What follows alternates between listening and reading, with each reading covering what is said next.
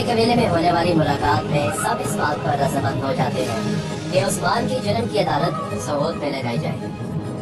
उस्मान अपने सिपाहियों के साथ बाला खातून को काई कबीले भेज देता है।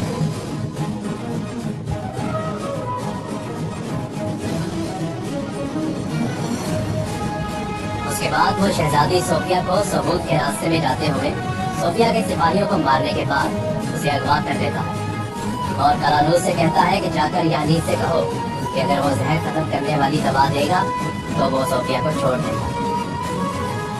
फिर वो सोफिया को काई कबीले ले आता है। तो उसके चचा गुलजार और आलिशान साहब गुस्से में उसका इंतजार कर रहे हैं और अभी ये पूछने वाले ही होते हैं कि सोफिया को यहाँ क्यों लाया गया। इतनी देर में करानूस वहाँ जहर खत्म करने वाली दवा के साथ आ जाता है और कहता है कि हमने गवर्नर और अब्बास के कातिल को पकड़ लिया है और वो यानीस है। ये सुनकर वापसी को बहुत गुस्सा आता है क्योंकि वो सोफिया को कातिल समझता है। फिर उस्मान वापसी को पुरसुकून होने का कहता है और ये कहता है कि हम कल यानीस की सजाए मौत देखने जाएंगे।